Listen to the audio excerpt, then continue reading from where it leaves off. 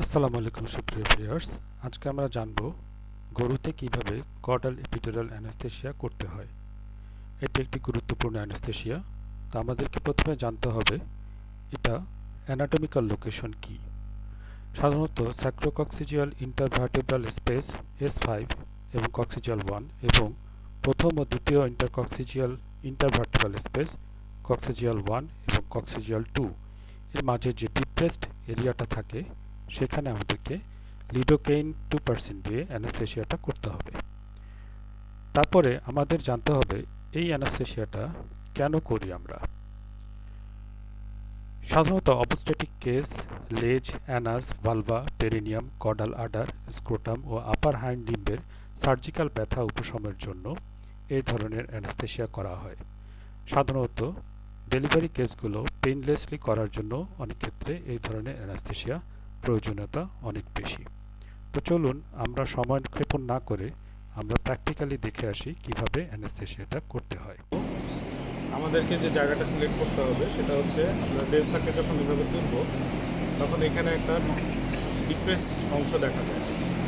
Depress অংশ গরুটাকে একটু এদিকে নিয়ে আসো, এই সাইডে সিজাল হাতিটা ধুয়ে মাঝামাঝি আসবে।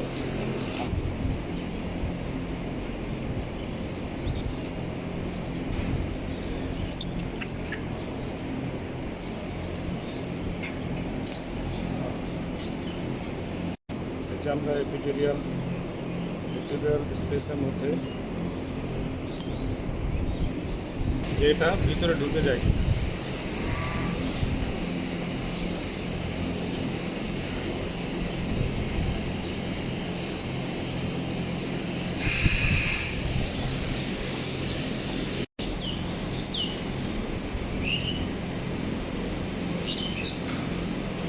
অ্যানেস্থেসিয়া দেওয়ার পরে এটাকে আমরা এখন উইথড্র করব।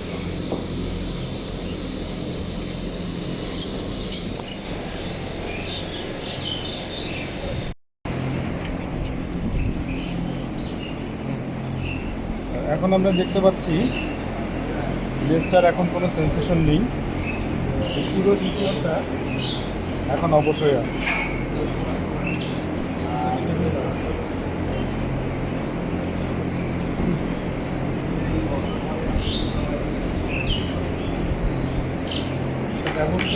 ব্যবহার করা উচিত।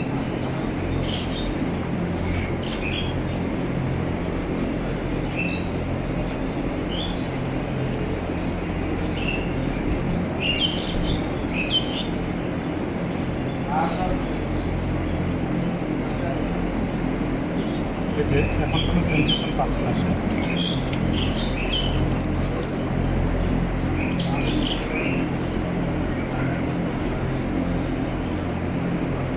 এটা হলো এপিডুরাল অ্যানেস্থেসিয়া। আমরা এপিডুরাল অ্যানেস্থেসিয়া করি অবস্টেটিক কেসগুলোর কারণে। ধন্যবাদ সবাই।